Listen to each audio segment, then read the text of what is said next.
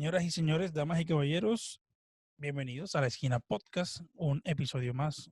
Esta vez tuve una invitada de lujo, una invitada que me contó acerca de su vida, de sus proyectos, de lo que viene haciendo, de su infancia, de sus historias, de su familia, mejor dicho, de todo.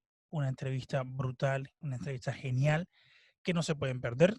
De verdad, como siempre, están acostumbrados aquí en La Esquina a ver maravillosas entrevistas, buen contenido e invitados de lujo. Antes de la entrevista, quiero dar las gracias a las personas que están en Patreon, que apoyan el proyecto, que siguen ahí.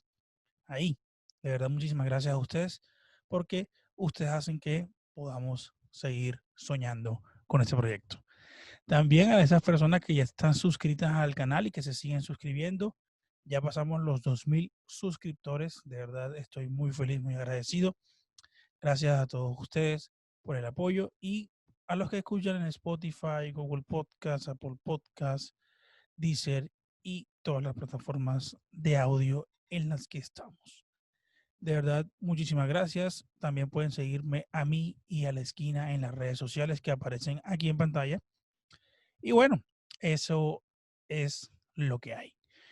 Vean esta entrevista genial y espectacular que tuve con Michelle García Zárate, una mujer excepcional, increíble y de verdad estuvo genial esta entrevista. Ahí se las dejo, disfruten y nos vemos pronto. Cuídense. Señorita Michelle García Zárate, ¿cómo me le va? ¿Cómo está? Andrés, muy bien, gracias a Dios. Estoy emocionada por esta oportunidad que me has dado de poder estar en tu programa. Muchas gracias por la invitación. Gracias a ti, porque de verdad me place y me complace mucho tenerte por acá para hablar de tu vida, de tus historias, de tus proyectos, de tus sueños, mejor dicho, de todo un poco, y que la gente que te sigue, la gente que se identifica contigo, con todo lo que haces y todo lo que vas a hacer, conozca pues esos pues como historias y secretos que la gente de pronto no ve en redes sociales y que de pronto quedan por ahí en el aire. Hoy vamos a aterrizarlas un poco y contarlas más para que esta gente que te quiere y que te sigue pueda saber más de ti. ¿Te parece? Perfecto, Andrés. Te estás tomando un delicioso mate. Un delicioso mate con una base de limón y stevia un poquito. Muy rico. De dónde viene ese gusto por el mate? Obviamente eres colombiana, pero ¿de dónde nace eso? Bueno, nosotras nos mudamos muy pequeñas, bueno, con mi hermana y yo éramos muy pequeñas a Argentina por la carrera de mi hermano. Entonces, obviamente ya todo el mundo, para ellos el mate es como para nosotros el café. Entonces, en el colegio nos daban, me acuerdo, como galletitas y mate cocido o mate, los profesores todo el tiempo estaban tomando mate, en todos lados era el mate. Entonces, desde pequeñita nos quedó el gusto por el mate y ya un poquito más de grandes empezamos a tomar más. Okay. Yo veo aquí que ha sido como una trotamundos de la vida, que has vivido en diferentes lugares, te has mudado y creo que eso ha hecho que absorbas demasiadas cosas y culturas y enseñanzas. Pero bueno, según mis datos aquí, la producción, el extenso equipo de producción que maneja La Esquina Podcast, más de 200 personas trabajando en La Esquina para averiguar datos. Dice que tú naciste el 27 de agosto de 1996. ¿Estoy en lo cierto o estoy equivocado? Correcto, 27 de agosto del 96. En la hermosa ciudad de Bogotá, Colombia. Soy Rola, exacto. Mi mamá Exactamente. es cachaca, como le dirían los costeños, y mi papá es costeño. Okay. Entonces es una mezcla bastante interesante. Interesante y bastante común porque aquí donde me ves a mí, que hablo así costeño y todo, tengo también, mi abuelo es de Soacha, Cundinamarca, cuando Soacha era un pueblo, no era un barrio. Cuando fue un pueblo, claro, que no Exactamente. era parte de Bogotá. Exactamente. Entonces también esa mezcla siempre está como ahí entre esas dos culturas, los cachacos, Presente. rolos y los costeños. Bueno, entonces, esos primeros años en Bogotá, ¿qué es lo que te viene a la mente si yo te pregunto Bogotá en los 90 o no sé, principios de los 2000, tu infancia, ¿qué recuerdas? Bueno, recuerdo son recuerdos muy vagos los que tengo, la verdad. Me acuerdo todo el tiempo que jugaba mucho fútbol. Siempre mi hermana y yo estábamos afuera montando bicicleta, patines. Ya en esa época practicábamos deportes, patinábamos mucho. Yo jugaba fútbol que me encantaba y ocasionalmente jugábamos tenis con mis papás y básquet, también jugábamos mucho básquet. Entonces recuerdo mucho esa época, así sea vagamente, nosotras siendo muy activas, también compartiendo mucho con la familia de mi mamá, yendo a la casa de mi abuelita. Los domingos a mí no me gustan personalmente porque siento que tienen un tono nostálgico y algo depresivos, la verdad, pero me recuerdan mucho las tardes de los domingos a la casa de mi abuelita, a que íbamos y jugábamos parques con mi abuelo, ajedrez, con mis padres jugábamos mucho ajedrez. Me acuerdo, no sé, tomando chocolate con una almojábana, con un pan de bono, que me encantan las almojábanas y los amasijos colombianos en general. Y recuerdo mucho eso, también recuerdo como mucha incertidumbre y algo de inseguridad por el tema de los secuestros, de la violencia, que lamentablemente siento que volvimos a esa época o que se volvió un tema común de nuevo y lo estamos aceptando y no debería ser así. Recuerdo mucha, como, sí, como un tono triste y oscuro en este país, que quisiera que no volviera a ser así, pero eso es lo que más recuerdo de mi niñez acá en Colombia. Ya si me preguntas de Argentina, que ya tenía 8 años cuando llegué allá, ya es otra cosa. Claro. Pero siempre uno, creo que esos primeros años van definiéndolo a uno. Y como te decía al principio, que ha recorrido bastantes lugares en el mundo, pero esa esencia bogotana, esa mezcla de culturas en tu familia, tu papá, gran futbolista, eh, Ya. eh, y tu mamá también, que la he visto en entrevistas, no la he visto, no la conozco, pero se ve una mujer súper, con un corazón muy grande. Y Gracias. eso hace como que hay una mezcla del carácter de tu papá, esto, el entorno donde te crías al principio, como que te va formando y va dando esos destellos de lo que hoy eres. Entonces esos primeros años, a pesar de que fueron difíciles, me imagino por lo que me cuentas en los secuestros y todo, yo también pues, recuerdo eso, eh, pero también sacando esto es como algo lindo de lo que me decías, de tu familia, de que compartías esto, que te gustaba la comida típica, el chocolate, lo otro. Entonces ahí como que fuiste construyendo esa base de lo que eres tú. De acuerdo, totalmente de acuerdo. Yo creo que más allá de las dificultades que podemos estar viviendo como país, como persona, como sociedad, lo que sea, como familia, ciertamente el carácter empieza a formarse desde esos primeros años. Yo considero que el amor por los deportes nació de mi padre, tanto de mi padre como de mi madre, pero la disciplina y la dedicación y todo ese ejemplo que mi hermano demostró a lo largo de toda su carrera viene especialmente de mi papá. Mi mamá lo que hacía era acatar órdenes. Mi papá era como, bueno, tienen que acostarse a tal hora. Si el técnico les dice hacer esto, esto, esto, esto, ustedes tienen que hacer esto, esto y esto, mi mamá solo acataba órdenes y nosotras o nosotros ejecutábamos. Entonces, eso nació de mi papá, el amor por Dios nació de mi mamá. Mi mamá fue la que empezó, o sea, mi hermana y yo nacimos en un hogar cristiano, pero la que realmente empezó o llegó a los caminos del Señor fue mi mamá y ella nos inculcó mucho eso desde pequeñas. O sea, si yo tengo un recuerdo muy marcado es a mi hermana y a mí con 3 5 años, arrolladas leyendo la Biblia, mi mamá leyéndonos, explicándonos todas las noches haciendo devocional. Entonces, ciertamente puedo decir que hoy en día la persona que soy es gracias a Dios, gracias a mi mamá, gracias a mi papá y a mis hermanos. Claro.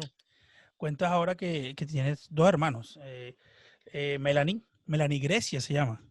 Melanie Grecia. Oye, tú fuiste la única que tuviste como eso, no sé, ese Michelle, no sé si tenga segundo nombre, pero está Radamel Falcao, está Melanie Grecia y estás tú, Michelle. Yo tengo Michelle Andrea, mi segundo Bueno, nombre es Andrea. ahí te salvaste. Me salvé porque la combinación de nombres de mis hermanos sí, Son peculiares. A mí me gusta el de mi hermana, que es Melanie Grecia, y de hecho tengo una amiga que se llama Grecia también y me parece súper interesante. Ella sí tiene una razón de llamarse Grecia, que es que los papás se conocieron en Grecia. Ok. Me parece divino, pero mi hermana no. Es una combinación interesante. Mi hermano se llama Radamel Por por tu mi papá, papá, por mi abuelo, por mi bisabuelo. Y Falcao por, es por el futbolista brasileño, Roberto Falcao, de Roberto acuerdo. Falcao. Mi papá lo admiraba muchísimo y mi papá sabía que mi hermano iba a ser un futbolista. Entonces, desde el día uno dijo Falcao, listo. Okay. El orden es Falcao, Melanie, Melanie, tú. después Tú eres la menor. yo soy la menor. Ok. ¿Y qué se siente ser la menor entre estos tres hermanos? Que bueno, yo me imagino que hay una diferencia de bastantes años entre tú y Radamel y Falcao. Claro, mi hermano me lleva a mí 10 años, a Melanie le lleva 8 y Melanie me lleva a mí 2 años, un mes y un día. Y la verdad nunca había caído en cuenta de los privilegios, entre comillas, que tiene ser la menor, pero sí, obviamente soy mucho más consentida, aunque soy una persona muy independiente, una persona muy, como te digo, como muy centrada. Puedo ver que mi mamá, obviamente, y mis hermanos me consienten mucho, me cuidan, y yo creo que eso es un privilegio que tienen los hermanos menores, que uno no se da cuenta hasta que empieza a crecer. Claro. ¿Y Y sí, eras de esas hermanas que heredaba lo de la hermana mayor o no te tocó? en cuanto a que No sé, ropa y... ropa, juguetes, no sé, cosas así. Sí, creo que, no me acuerdo mucho, creo que sí, como que los juguetes sí siempre los compartimos. Mi hermana y yo hemos, gracias a Dios, hemos sido de esas hermanas que se quitan el pan de la boca para dárselo a la otra, nada de envidias, nada de competencias, nada de discordias. Entonces me acuerdo sí mucho que compartíamos los juguetes, lo que tuviéramos también lo compartíamos. La ropa no recuerdo mucho. Creo que hasta cierto punto creo que sí compartíamos algunas cosas y ya después hubo un tema de diferencia de altura bastante fuerte, que era, ella me llevaba a mí pues ya a una altura bastante grande y ya después yo a ella yo crecí muchísimo más, no muchísimo más, pero que empecé a crecer más como a los 12 años y Tú eres ya, alta, creo, no sé, lo sí, que veo en mido, fotos. claro, mido unos 78. Eres más alta que tu hermano, ¿no? Él mide uno, es que estamos ahí, él mide, dice su cédula 1,78, pero él mide como 1,79, 1,80. Él me lleva un centímetro, 2 centímetros, una cosa así, la verdad. Y Melanie es la más bajita. Melanie, sí, Melanie mide 1,68, que no es bajita, pero de los tres es la más bajita. Ok, ok. Bueno, siguiendo con tu historia, entonces, bueno, Bogotá y todo, me dices que te vas para Argentina muy joven, muy niña, porque, bueno, tu hermano, para los que aún no saben o deducen o han escuchado, su hermano es el futbolista Radamel Falcao García, goleador histórico de la selección, ha jugado mejor dicho, en muchos clubes de River Plate, Porto, campeón de la Europa League, Atlético de Madrid, etcétera, etcétera. Y está en el Galatasaray. Entonces tú, cuando él empieza su carrera joven, su familia le toca trasladarse a Argentina, ¿cierto? Me dijiste.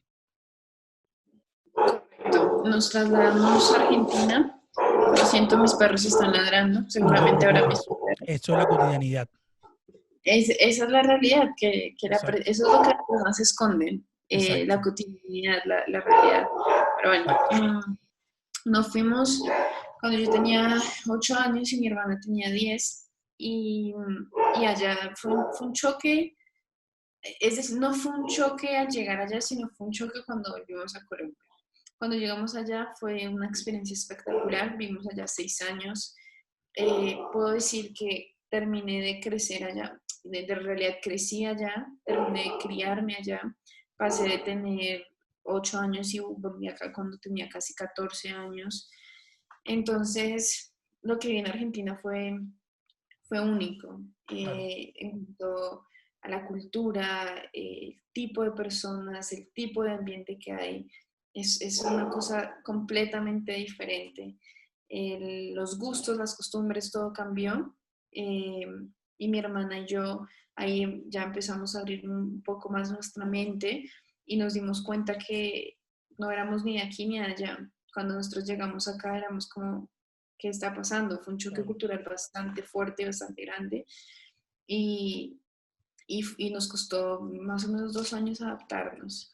Imagina esa Pero época, pienso yo, creo yo, no sé, yo pienso que el mundo ha cambiado tanto y ahora las fronteras y las barreras se han puesto como más cercanas. tan Antes viajar, y más en nuestro país, recuerdo esa época oscura, por decirlo así, donde el pasaporte colombiano era mal visto.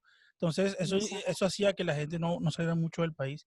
Pero ahora pienso que sí, ahora está mucho más abierto para Colombia, pero en esa época sí. Entonces yo me imagino en tu experiencia que obviamente te vas a Argentina, en el sur del continente, ellos son totalmente diferentes, a pesar que compartimos muchas cosas, pero tienen demasiadas otras totalmente distintas.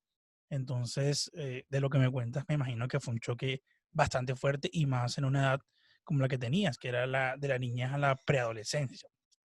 Exacto. Yo creo que fue, cuando llegamos a Argentina fue algo muy positivo. Fueron unos años que disfrutamos muchísimo. Yo creo que nos cambió la vida en todo sentido y fueron unos años muy lindos. Pero sí, en esa época la globalización no era tan fuerte. Imagínate, fue 2005 a 2010. Eh, sí, sí. Eh, no, la globalización no era lo que es hoy en día. Entonces, lo que tú dices, eran costumbres completamente diferentes, la información que se recibía era diferente, la educación era completamente diferente, las costumbres diferentes, que nos adaptamos muy rápido y lo disfrutamos y fuimos muy felices. Ya cuando volvimos acá, ya la cosa fue diferente, ya fue Claro. mucho más fuerte. Me contaste al principio que obviamente me imagino por tradición familiar, por tu papá, por tu hermano, te gustaba el fútbol y practicabas fútbol. Fue como tu primer amor en los deportes. Pero tú eres tenista, de hecho, tú practicas tenis, has estado en competencia y bueno, la gente te reconoce por eso, porque tu deporte es el tenis. ¿De dónde nace o de dónde es ese cambio del fútbol al tenis? Ese cambio se dio por mi mamá. Bueno, como te dije, nosotras desde muy pequeñitas jugamos todos los deportes y ya jugamos tenis, pero mi primer amor fue y es y será siempre el fútbol. Pero a mi mamá no le gustaba que jugara y no me dejaba casi jugar. Yo me la pasaba jugando con todos los niñitos, yo era un niñito más.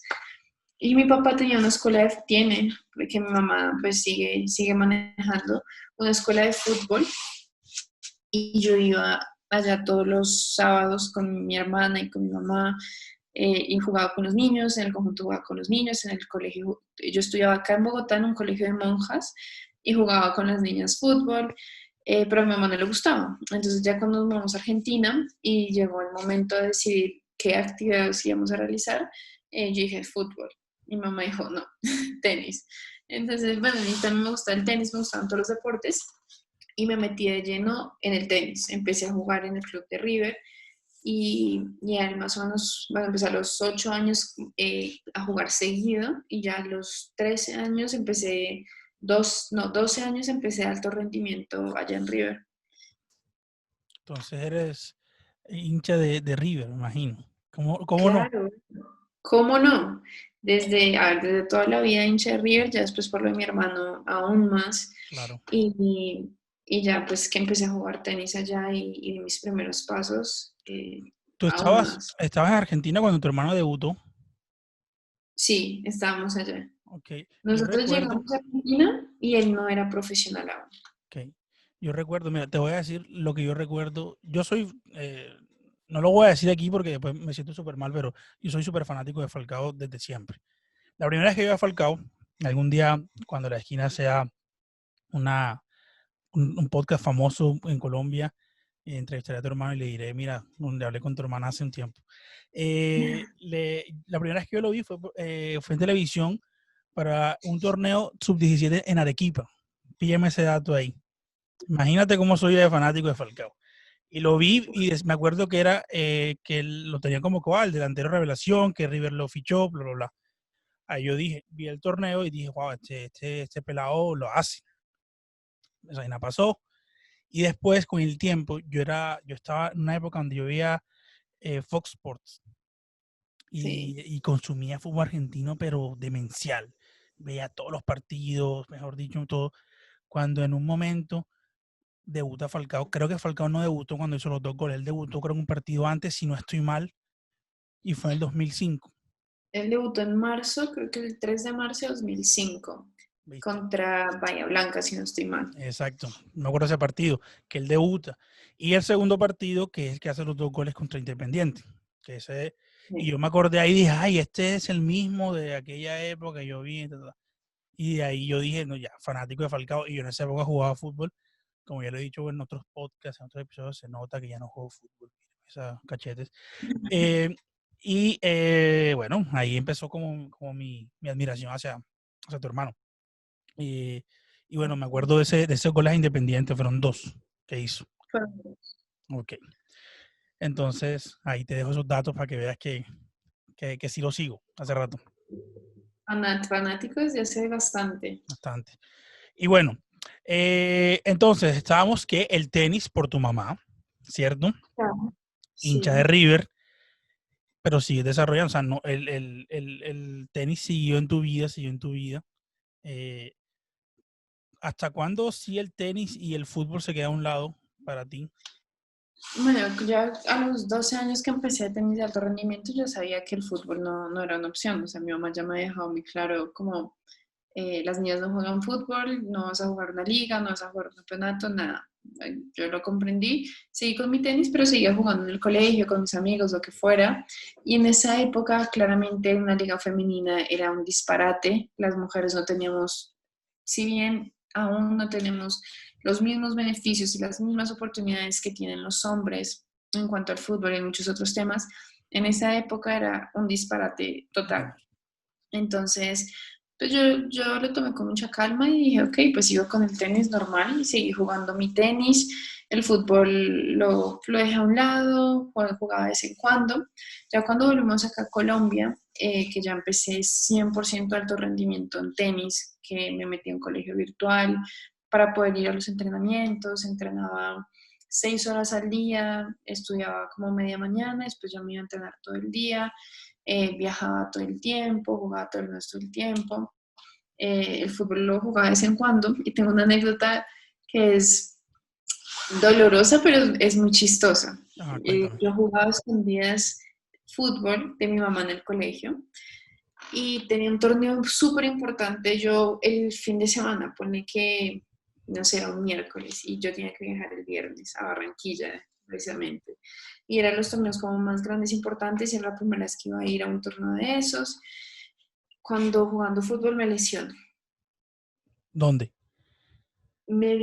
Primero me dio como una punzada en la ingle. Y Uf, yo, ¿qué es eso? Después lo sentí en el cuádriceps derecho o izquierdo, no, derecho, al patear. Y yo dije, no, debe ser sobrecarga, algo es.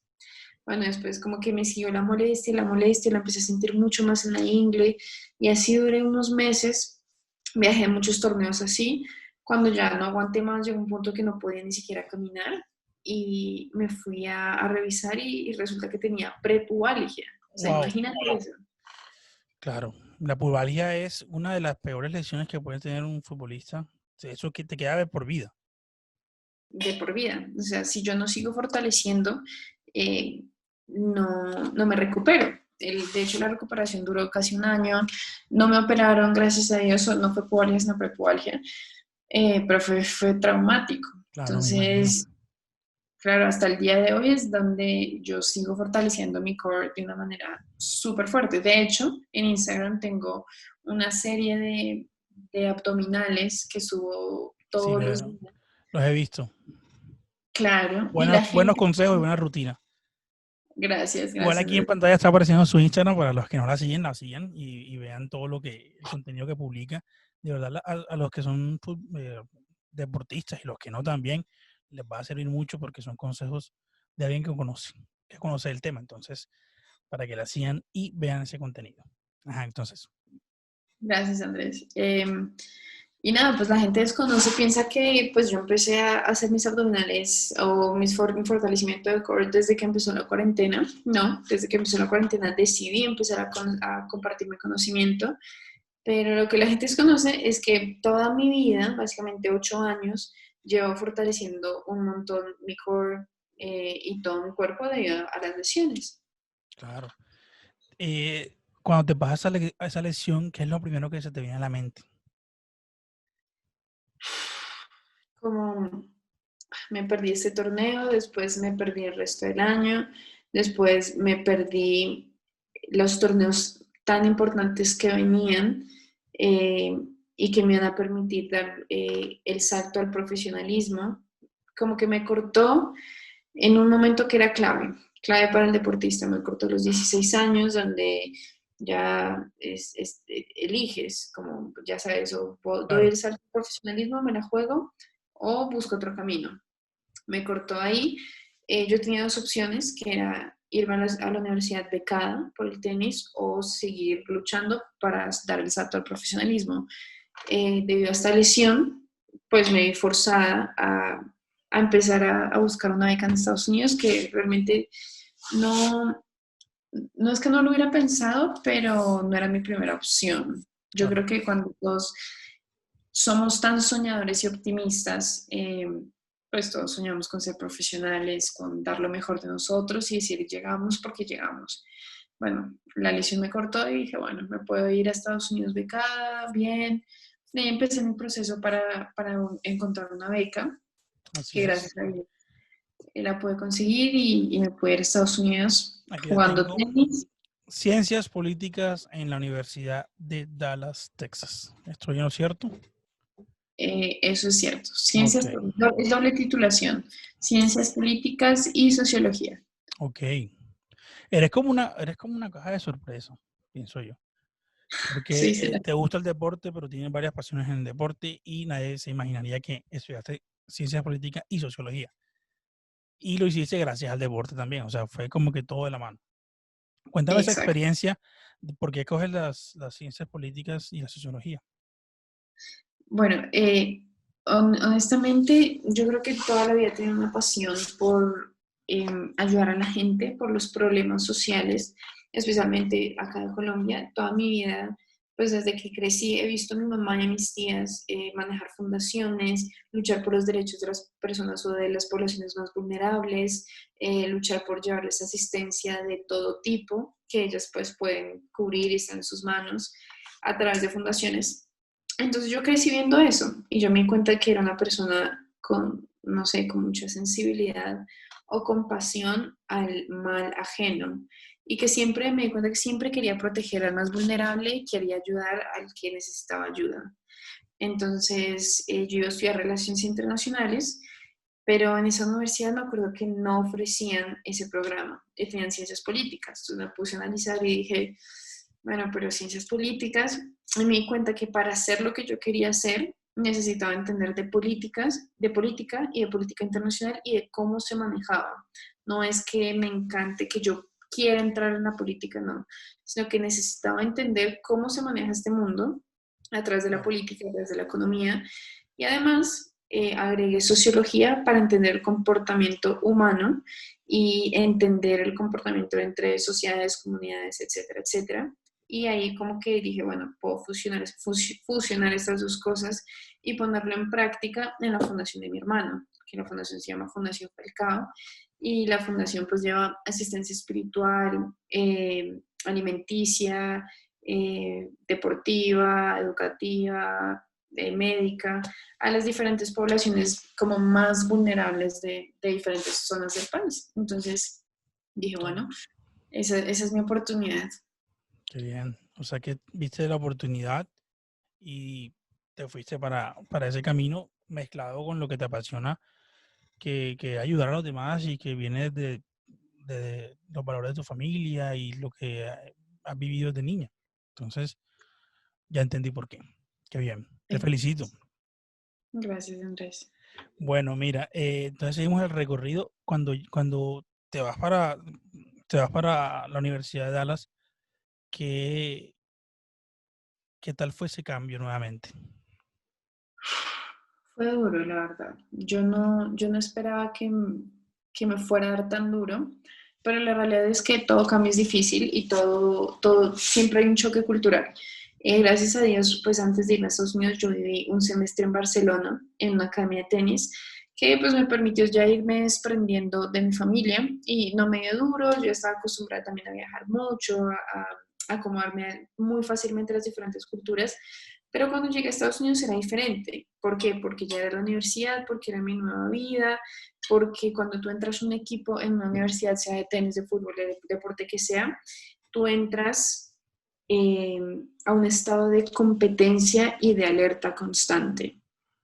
Entonces yo dependía de una beca y esa beca dependía de que también jugaba, de que también entrenaba, de que también me iba en el estudio. Entonces no solamente era que me tenía que preocupar por sacar buenas notas, sino por dar mi todo en cada entrenamiento, por dar mi todo en cada partido y tener buenos resultados. Entonces ciertamente eso ya es de por sí solo, es muy difícil poder mantener una beca en una universidad de División 2, que es un alto nivel. Para las personas que no saben, en Estados Unidos los deportes universitarios se manejan en División 1, que es la división más alta, División 2, que viene abajo, y la División 3, que no dan becas. Después viene la NAIA, que es la NAIA, que es como una división más abierta, que aceptan personas de toda edad, de niveles no tan altos, y después ya viene como las de Junior College, que son universidades de 2 años, y pues las jugadoras juegan 2 años y se tienen que transferir. Bueno, entonces DBU, que es mi universidad, Dallas Baptist University, es División 2 y un nivel bastante alto, y tenía que estar al 100 todo el tiempo, o sea, a eso que te acabo de contar, súmale que empezaron a surgir todos los problemas de salud habidos y por haber. Es decir, yo abría los ojos y ya tenía algo, ya o tenía gripa o tenía una afección respiratoria, dolor de cabeza, lo que fuera, siempre había algo. Después entendí que obviamente eran por problemas que yo ya traía antes y que no le había puesto atención, pero también son cosas que el estrés provocaba. Entonces, bueno, allá me descubrieron que tenía una anemia muy fuerte. De allá hace muchos años no tenía un tipo de anemia, sino varios tipos de anemia, y eso me impedía respirar. Entonces, imagínate lo que te acabo de contar. Súmale ese estrés de no poder respirar y no poder dar tu 100% en cada entrenamiento y en cada partido, y literalmente acabar cada sesión casi muriéndote, o sea, con el corazón en la boca y a punto de desmayarte. O sea, imagínate ese Sí, escenario. y más que como dices que eh, el tenis era lo que te daba la beca, y era lo que te tenía ahí prácticamente. Entonces tú Claro. también tenías que seguir dándole al alto rendimiento a pesar de todo lo que tenías.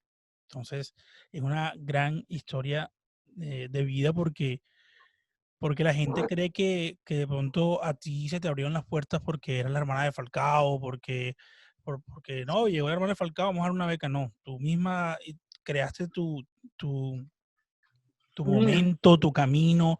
Como digo yo, tú fuiste con el machete en la mano abriendo el camino tú misma. Te ganaste una beca haciendo tenis, haciendo deporte, además de eso.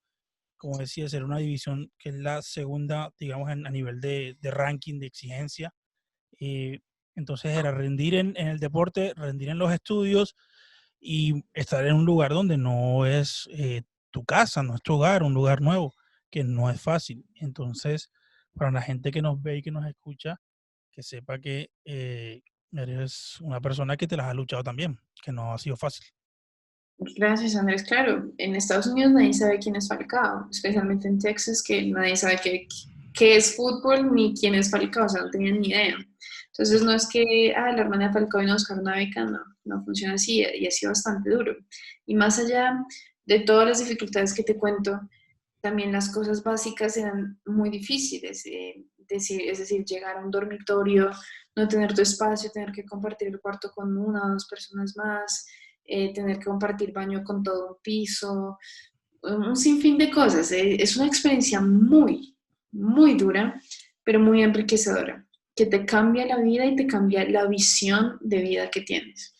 Claro. Sí, y a lo mejor alguno que escuche y dice, ay, pero se está quejando de tener esto y lo otro. No, no es una queja, es como, es una forma de plasmar que no siempre el camino es como la gente lo piensa, que has llegado donde has llegado porque tú misma, como te dije anteriormente, te has luchado tú, cada una de las cosas que tienes, que has hecho. Entonces, es bastante admirable y para que la gente escuche y tome nota que si quieres algo tienes que darle duro. No puedes quedarte ahí sentado esperando o sentada que vengan las cosas. Tienes que darle. En- Claro. Oye, bueno, voy a meterme en un tema que a pesar de todo es como inevitable no tocar. Bueno, tengo un par de temas más que voy a tocar antes del cierre, pero uno de esos es eh, como hablamos que tu hermano es famoso, que tu hermano es Falcao, que tu hermano todo eso, a pesar de que tú no quieras o tu familia no quiera, siempre ha repercutido eso, su fama y su éxito, que está bien por un lado, pero hay otros momentos que no. Esos momentos, cuando ya él se consolida como el gran referente colombiano, cuando está en su máximo apogeo, entonces, ¿cómo lo afrontaste de pronto no tener privacidad, que es lo primero que te digo, y lo segundo, cuando habían críticas muy fuertes? Y fueron momentos difíciles, la verdad. En el tema de aceptar quién era mi hermano, yo no lo veía como la gran figura, como el futbolista estrella, sino como mi hermano y era difícil. Es decir, nosotros siempre fuimos muy, ¿cómo se dice? Como muy reservadas en eso y mantuvimos nuestra privacidad muy privada, valga la redundancia. Y nosotros llegamos al punto hasta de negarlo como hermano para, Sí, claro. para que la gente no nos quisiera, no nos tratara por eso, sino por las personas que éramos. Es decir, en mi colegio, en mi academia de tenis, al principio nadie sabía quién era yo y me trataban por ser yo. Yo era una niña muy callada, muy penosa, muy como vulnerable también, ¿sabes? Entonces yo cuidaba mucho de contar eso y cuidaba mucho de por sí con quién me juntaba y a quién compartía mis cosas. Entonces eso era una cosa que yo mantenía en secreto, era ultra secreto y a las personas que sabían le pedían que por favor no dijeran nada.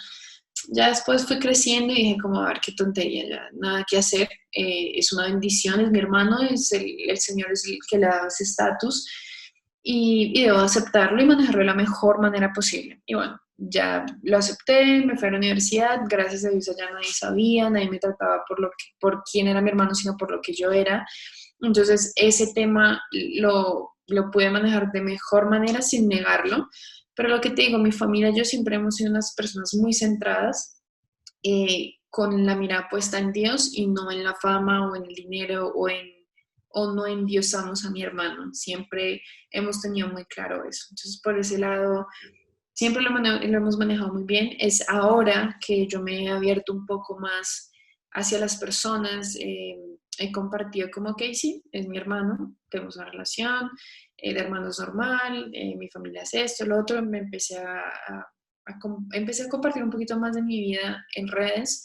Igual continúo siendo muy privado, pero sí, en ese aspecto creo que lo manejé mejor ya cuando fui creciendo, porque obviamente cuando él estaba en su esplendor, yo era una adolescente, estaba empezando mi adolescencia y tú sabes que son años complicados y difíciles.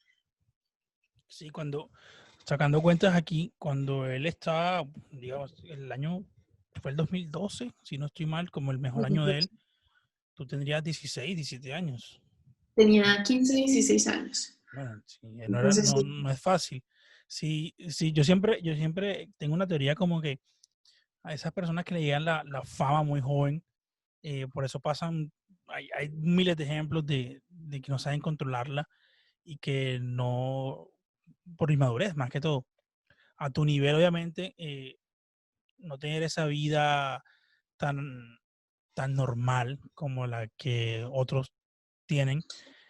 Y a esa edad me imagino que también habrá sido un poco complicado para ti. sí, es lo que te digo, como que no fue complicado, sino fue interesante, la verdad. Nosotros íbamos teniendo nuestra vida normal y nadie sabía quiénes éramos y si nos descubrían como que lo negábamos, hasta que pues ya le vamos a negar, pero seguimos teniendo un perfil supremamente bajo. De hecho, tengo una anécdota muy chistosa. Cuéntamela, a ver. Y es que en mi colegio, el Colegio Fontana es un colegio donde llegan las personas que son o deportistas o músicos que tienen como actividades extracurriculares, pero como son como su proyecto de vida futuro. Okay. Entonces llegan ese tipo de personas o las personas que han echado de los mejores colegios de Colombia y llegan ahí. Es un colegio donde tú vas como a tu propio ritmo, es semipresencial o presencial o todo por internet, lo que sea, whatever. Y resulta que tenía una amiga que es jinete, monta a caballo. Y ella era muy chiquita, yo le llevo como 3 4 años, y bueno, ella le importa cero el fútbol, ella le importa cero como si alguien tiene mucha importancia, mucha fama. Entonces, en ese colegio también estudiaba Juana Valentina, la hermana de James, y bueno, yo estaba también en el equipo de fútbol, obviamente, Juana también, pero Juana no juega fútbol. Y estaba Manuelita, que es mi amiga, y pues la vieja en esa época no éramos cercanas ni nada. Entonces, bueno, llega Manuelita y cuenta, dice que, bueno, estábamos ahí en un partido, y llega Juana y dice, no, es que James, mi hermano, no sé qué, bla, bla, bla. Y a Juana le decían James y a mí me decía Falcao. Entonces llega Manuelita y dice, pero ¿por qué a esta vieja le dicen James y a la otra le dicen Falcao si sus nombres son Juana y Michelle? Y mi nombre es Manuela, mi hermano se llama Santiago y nadie me llama Santiago, o sea, no entiendo por qué llaman a estas viejas por otros nombres. Me dice, no, porque es que no sabes quiénes son los hermanos. Y ella como, no, ¿quiénes son? No, que James y Falcao, que no sé qué. Y ella, y mi hermano es Santiago y nadie me llama Santiago, a mí qué me importa que sean James y Falcao, ni siquiera sé quiénes son. Llámelas Juana y llámelas Michelle.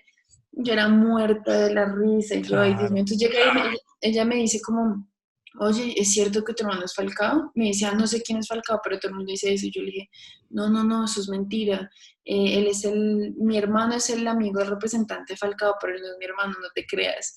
Y ya después obviamente me descubrió, pero me da risa esa anécdota. Y después se dio cuenta que quién era Falcao.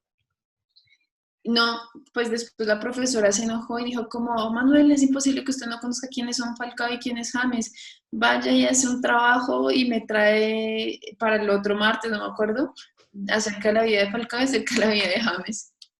Ahí sí de No, cuento. de hecho, no tiene por qué saberlo. O sea, Exacto. Eso es lo que digo yo. Es decir, son personas X y normales y ahí te das cuenta cómo las personas empiezan a endiosar a estos referentes que son seres humanos y la gente los endiosa, sí, pero claro. son simplemente seres humanos. Y tú lo vives porque, por ejemplo, para millones de personas, Falcao es un dios. O sea, Falcao es, y en Colombia más.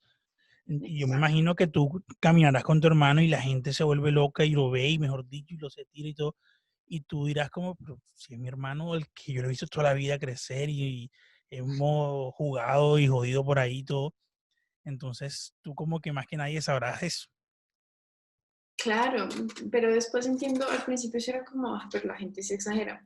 Después me di cuenta que yo soy una persona muy fanática también, pero no sé, de bandas o de artistas de música. Y me pongo en el lugar de las personas y lo entiendo. Y también entiendo que es la gracia y el favor que Dios ha puesto sobre mi hermano y que Dios ha permitido ser un referente y llegar a donde ha llegado para impactar vidas, no para Claro, que la gente lo endiose, sino para con su testimonio poder ayudar a esas personas. sí. Él, él, él y ustedes, me imagino, hablo de él, lo referencio porque él es lo que uno ve en él como persona, como futbolista, pero viene mucho de casa, de los valores. Ustedes son unas personas que le han inculcado mucho eh, no ser excéntricos, respetar mucho, valorar las cosas, darle gracias a Dios. Entonces eso habla muy bien de la crianza que tuvieron y sobre todo lo que me comentabas al principio de tu fe en Dios o de su fe en general, familiar. Quiero que entremos un poco en ese tema. ¿Qué significa la fe en ti, en tu vida? ¿Qué significa Dios para ti? Y que me describas un poco cómo Él ha actuado en ti y en lo que has hecho en tu vida. Y eso es un tema impresionante. Por ejemplo, bueno, yo amo a Dios con todo mi corazón. Yo lo sigo, lo que te digo, nacimos en un hogar cristiano, pero no es realmente hasta cuando tienes un encuentro con Él que sientes y entiendes el amor que Jesús y que Dios tiene por ti. Yo creo que en todas esas situaciones difíciles, que yo personalmente he pasado y que mi hermano ha pasado y que todos en mi familia hemos pasado, no hubiera sido posible salir de esas situaciones sin Dios, sin tener nuestra fe puesta en Dios. Eh, la gente piensa que es un tema de religión, que es un tema de orar 80,000 veces al día, de leer la Biblia todo el tiempo, y no, es un tema de tener una relación con Dios, entender que Él está ahí, que Él te ama, que Él tiene un plan para tu vida, que tiene un propósito para ti, y cuando tú entiendes cuál es ese propósito que Dios tiene para tu vida y que tú viniste a este mundo a cumplir ese propósito, la vida te cambia, todo te cambia. Yo era una niña, una adolescente que sufría de depresión, de ansiedad, de muchas cosas, por muchas cosas que me he pasado en mi niñez, pero también porque no había realmente sentido el amor de Jesús. Cuando yo veo que Él me rescata de todo eso, que me permite sanar tantas heridas y tantos traumas del pasado, yo siento su amor y entendí que vine a este mundo para cumplir el propósito que el Señor tenía para con mi vida. Cuando yo entiendo ese propósito, todo me cambia, absolutamente todo. Me transformé como persona, me cambió la mente, me cambió el corazón, me cambió la forma de vivir. Y todas esas situaciones adversas que vivimos, aprendimos a vivirlas de una manera diferente, no como, ¿por qué me pasa todo a mí? Qué mamera otra vez, o ay, esto, lo otro, no, sino como que estar gozosas o gozosos en el Señor pasando en esas situaciones, entendiendo que Dios quiere que aprendamos una lección de vida de esas situaciones difíciles, entendiendo que vamos a crecer como personas, que Dios nos está preparando para el futuro, para situaciones futuras, entendiendo que Dios se va a glorificar a través de cada situación que vivamos. Entonces yo aprendí a estar cómoda, estando incómoda, aprendí a valorar absolutamente todo. Mira, yo valoro y le agradezco a Dios desde una cuchara hasta, obviamente, mi techo, mi cama, mi salud, mi vida, los alimentos que tenemos enfrente, el vaso de agua que me puedo tomar, lo valoro demasiado, le agradezco a Dios. Y eso es algo que nada más el Señor te permite tener. La gratitud te cambia la vida y te cambia el día a día.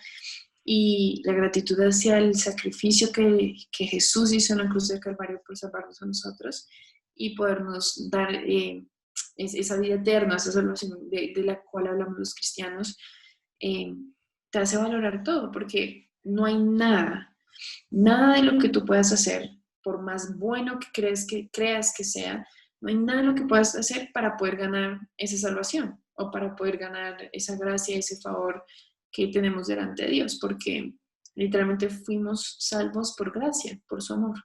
Murió en la cruz del Calvario porque nos ama. Punto. Interesante. Eso habla de ustedes, de su familia y de por qué son así. Porque yo noto en ti también alguien que sabe lo que quiere, enfocada, que no sé, aquí percibo yo que no eres como yo soy muy, muy explosivo. No sé si tú seas así, pero quizás si eres así, tienes la capacidad, por eso que me cuentas de tu fe y de Dios, de poder ver las cosas de otra manera. Quizás yo no las veo así, pero es por eso, de pronto por tu educación y cómo fuiste criada, cómo fueron criados ustedes. Entonces, eso es muy admirable y muy bueno. Me parece interesante, de verdad.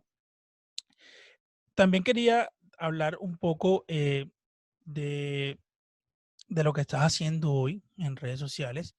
¿Cómo nace este proyecto? ¿Cómo empiezas? ¿Y cómo te estás viendo en un futuro? Si vas a continuar por aquí o cómo te vamos a ver en ese aspecto en redes sociales.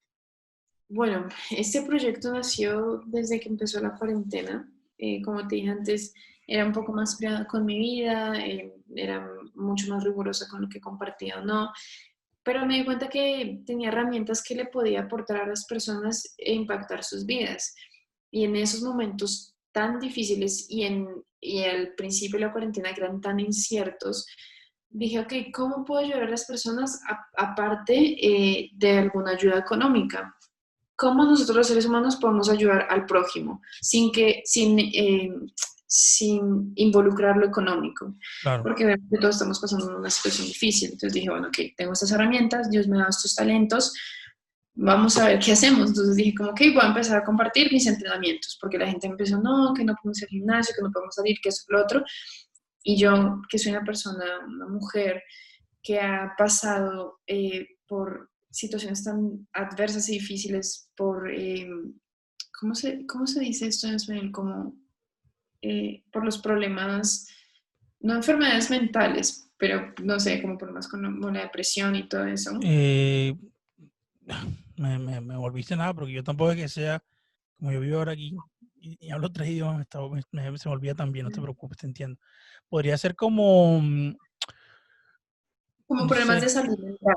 exacto, salud mental es el nombre, exactamente. Claro, ¿no? Tantas personas empezaron, estando encerrados, empezaron obviamente a afrontar problemas de salud mental. Dije, la mejor forma de combatirlo es con la actividad física dentro de un espacio muy reducido. Claro. Y ahí empecé a compartir con las personas mi conocimiento, mis rutinas, empecé a compartir más de mi vida, de mis pensamientos, de mi disciplina, de lo que aprendí en la universidad, de lo que aprendí en todos estos años de alto rendimiento. Y las cosas se fueron dando. La verdad, como que yo he puesto todos estos proyectos que no empecé con un objetivo, sino que se fueron dando. Yo lo he puesto en las manos de Dios y Dios ha ido abriendo puertas y ha ido cerrando otras puertas. Y yo le pido que Él me dirija, que su gracia y su favor estén sobre mí, que me llene de sabiduría para hacerlo de la mejor manera posible, para impactar vidas, para glorificar el nombre de Dios ante todo, porque es que no soy yo, sino es Dios orando a través mío. Entonces, así nació este proyecto y realmente yo tenía otros planes completamente diferentes, yo no tendría que estar acá, yo tenía planes de empezar a estudiar y a trabajar en Italia, justamente cuando empezó la cuarentena, pues la pandemia, eh, yo tendría que haber estado allá y el Señor fue misericordioso y me permitió llegar acá y que me agarrara la cuarentena acá. Y mi vida me cambió por completo, mis planes, mi futuro, todo, pero entiendo que es con un propósito. Entonces dije, ok, no me voy a lamentar, sino voy a sacar lo mejor de esta cuarentena, de este tiempo, y voy a empezar otras cosas que tal vez no hubiera empezado si hubiera continuado con mi vida normal. Y estás haciendo consejos con videos, con todo, y también estás haciendo como conversaciones eh, en vivos con personajes, y se te da muy bien, te lo digo. Gracias, Andrés. Pues lo que te digo, como que dije, bueno, yo ni sabía que eso era un talento mío o una facilidad. Como que la primera vez que lo hice con Jorge Rauch, estaba un poco nerviosa y ya después dije como, se me da bien. Entonces dije, voy a empezar una serie acá casi todas las semanas, compartiendo con personas que sé que tienen herramientas y sé que tienen cosas o contenido de valor que le puede aportar a la vida de las personas. Entonces dije, ok, voy a empezar esto. Y las cosas se han dado. Realmente como que yo nunca pensé a empezar los lives, nunca hubiera pensado compartir mis rutinas. De hecho, como te dije antes, cuidaba mucho lo que compartía en redes, mi imagen, como que, entre comillas, imagen, la cuidaba mucho y ya pues las cosas se han dado y perdí todos esos miedos que eran tontos, prejuicios que también tenía, o que la gente o la sociedad había puesto sobre mí, los perdí. Y me doy cuenta que estamos acá para ayudarnos los unos a los Claro, otros, como sea, con lo que hazlo, tenemos y hazlo. ya. Yo te veo muy bien, yo te apoyo si pides un apoyo aquí. Yo te digo que, verdad, sí, haciéndolo, que al final y al cabo tenemos estas herramientas que son las redes sociales. Antes, para tú estar en televisión, en radio, era muy complicado, no era tan fácil. Hoy en día tenemos las herramientas para hacerlo y si influye a personas bien. Yo te doy el ejemplo mío. Hay gente que me ha dicho, ay, tú sí hablas de ti. El podcast es mío y la idea es hacer un paralelo con el invitado para que los dos tengamos experiencias en común. Para los que Claro, vean, para que la gente es una cosa jodida. Pero en fin, lo que decía yo también tenía hijo de... el proyecto del podcast hace más de un año y la idea mía era, como yo iba a estar una temporada en Colombia, dije, bueno, lo hago presencial porque mi idea era hacerlo cara a cara, pero pasó lo de la pandemia, pasaron muchas cosas en mi vida, hasta me quedé desempleado en ese momento, estando en Francia, para que la gente vea que no todo es color de rosa. Y dije, vamos a hacerlo por aquí. Y comencé y mira, seguimos aquí teniendo invitados de lujo. Hoy te tenemos aquí. Este es el episodio 28. Y por eso te estoy diciendo que si te sirve algo mi consejo, dale, sigue así, que vas muy bien. La gente reacciona y si reacciona es porque le gusta, porque te quiere ver más contenido y porque estás influenciando. Y como dices tú, todo es porque Dios está en ti y te está ayudando en este proyecto. Así que de mi parte te felicito por eso y chévere lo que estás haciendo. Súper chévere de verdad. Muchas gracias, Andrés. Y otra vez, gracias por este espacio porque realmente los disfruto muchísimo. Gracias a ti. Para mí ha sido un placer. Llevamos casi ya una hora hablando, pero súper bacano, súper bien conocerte. Si yo te pregunto ahora mismo, ¿cómo te vamos a ver en un par de años? O sea, digamos, en 5 años, ¿dónde va a estar Michelle? ¿O qué quieres hacer? Posiblemente esté viajando en otro país o quizás acá. No sé exactamente qué haciendo o haciendo qué, pero sí sé que estaré haciendo algo por las personas. Estaré haciendo algo en pro de las poblaciones vulnerables y de aquellas causas que me apasionan tanto, como es la igualdad, la equidad de género, eh, la defensa de las mujeres. También claramente estoy en contra de la violencia de género, la violencia doméstica, de todo tipo de violencia, de la discriminación. Eh, Estoy en contra completamente de eso. Y yo creo que por ese lado va. Y metiendo algo de deporte, eso sí, el deporte y la actividad física no puede faltar en mi vida. Sí, el deporte cambia vidas. Lo que la gente no se da cuenta y pasa por alto muchas veces, pero el deporte cambia vidas y es fundamental. Por eso yo soy uno de los partidarios de que hay que invertir al deporte junto con la educación. Creo que se puede hacer una gran alianza y ahí los países cambian totalmente y más el nuestro. De Totalmente de verdad, acuerdo. de verdad. Totalmente. Educación, salud, deporte, empleo. Y eso lo estoy viendo a nombre propio yo, Andrés Alonso, que está pasando muchas cosas que no deben pasar en nuestro país y de mi parte yo quiero un cambio. Eh, bueno, te voy a hacer unas preguntitas rápidas para ir finalizando y si yo te pregunto un referente en el tenis mundial, que tú digas, wow, este es mi ídolo o ídola. Por siempre, Rafael Nadal. Yo a los 10 años decía que ya le podía ganar a Rafael Nadal. Lo amo Ok. por siempre. Este, no sé, en el fútbol. En el fútbol. Mmm, Ahí te la puse ahí. difícil. No quiero decir mi hermano, pero, Dígalo. Si es el que pero es, dígalo. mi hermano. Está Falcao ahora mismo mirando a ver qué dice. Pero es que, ¿sabes que yo cuando era más chiquita veía mucho fútbol y tenía unos referentes impresionantes? Yo había unos jugadores que los amaba con mi vida. Recuérdame uno así. A ver, y es que hubo una época, de la época de los brasileños, de ese Roberto, Ronaldo, Ronaldinho, eh, Kaká. Uf, qué Uf, Brasil, qué una Brasil. época impresionante. No, y también Argentina, por ejemplo, Riquelme, esa época de Riquelme, wow, un animal. Sí, impresionante. Y muchos más. Pero bueno, vamos a quedarnos con Falcao. Vamos a quedarnos con Falcao. Exacto. Si yo te digo o alguien te pregunta, recomiéndame un libro para leer Momentos estelares de la humanidad.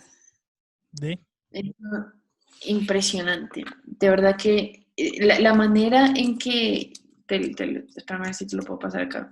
La manera en que narran las historias ajá, es, es algo impresionante. O sea, realmente a mí me gusta más como escuchar, no tanto leer, y me cuesta. Yo creo que descubrí desde temprana edad que tengo problemas de atención, pero este libro, yo creo que el autor también tiene mucho que ver en la forma, obviamente, como él escribe, que es Stefan Zweig. Te engancha completamente y te llena como de, sobre todo para estos momentos, te llena de inspiración y te llena de esperanza para saber que tú puedes ser el cambio, para saber que tú tienes el poder de cambiar la situación que estás viviendo. bueno, momentos, repítemelo, para que la gente que están en Spotify, Apple Podcasts y los demás streaming lo busquen. Momentos estelares de la humanidad, Aquí está. que es escrito Stefan. por Stefan Zweig, con Z y W. Sí, ZWEIG de gato. Exacto. Ok. Y si te pregunto, Michelle, lo que pasa es que necesito una película que te haya marcado a ti para verla. Dime una. No, soy malísima. Eh, No eres de películas. Sabes que yo amo las películas románticas y las películas de comedia. Dale, dale. Entonces, Eso vale. a ver, The Great Gatsby o El Gran Gatsby Ujú. es como de mis favoritas por siempre. O The Best of Me, Lo mejor de mí, que es súper romántica y es hermosa, la amo. O sea que eres una mujer sentimental, romántica. Muy sentimental, muy sensible, muy romántica. Ok, muy bien. Y finalmente, si te digo un lugar que tú digas, este lugar siempre me da o tranquilidad o paz o lo que sea, y es mi lugar favorito, ¿cuál sería? Y Buenos Aires y Barcelona. Barcelona. Y, Buenos Aires, Barcelona y California. Por Ok, siempre, California. ok, De las mejores experiencias que he tenido en mi vida. ok, ok. Genial. Ya saben, tienen datos ahí para que sepa más de Michelle García Zárate, que se pasó por aquí, por la esquina. Yo siempre, al final, siempre le digo a mis invitados con la esperanza de poder hacer en algún momento, ya que ha pasado la cuarentena y que bueno, falta todavía para que la vida se restablezca como es. Pero si algún día Dios y la vida nos da la posibilidad de vernos sea por acá en Europa, por allá en Colombia, hacer una segunda parte, todavía faltan muchísimos temas por tocar acerca de la vida tuya y de aquí a que nos volvamos a encontrar, sé que habrá pasado muchísimas experiencias mejores para tu vida y te agradezco de verdad de corazón por haber tomado un ratico de tu espacio, de tu tiempo y haberte pasado por aquí. Eh, Te dejo este momento para ver si quieres decirle algo a la gente que nos escuchó, que nos vio por YouTube y por todos los streaming en donde está la esquina. Bueno, muchísimas gracias, Andrés. Gracias a todos los oyentes y a todas las personas que apoyan estos espacios. Son espacios que aportan contenido de valor y eso es lo que necesitamos hoy en día. Gracias de verdad por tenerme de nuevo. Amé compartir un poquito contigo y ojalá pueda haber una segunda parte presencial muy pronto. Eso también lo espero yo. Y ustedes que nos escucharon y nos vieron en YouTube, en Spotify, Apple Podcasts, Google Podcasts, Deezer, mejor dicho, estamos hasta en tus sueños. Gracias nuevamente. Ella fue Michelle García Zárate, una mujer interesantísima con demasiados valores, demasiadas historias, una persona que para los que nos vieron y nos escucharon puede ayudarles y los motiva mucho a cumplir sus sueños, que hay que perseverar, fe en Dios, disciplina y darle para adelante. Recuerden que pueden suscribirse aquí en la campanita, perdón, en el botón de suscribirse abajo, activan la campanita que está al lado para que les lleguen las notificaciones y también pueden buscarnos en Apple Podcast, Google Podcast, Deezer y otras 9 plataformas en streaming de audio como La Esquina Podcast. Mil gracias a las personas que ya están en Patreon, gracias por apoyarnos, gracias por estar ahí, los amo con todo mi corazón y nada, nos vemos en un próximo episodio. Cojan la suave, pórtense bien y muchísimas gracias.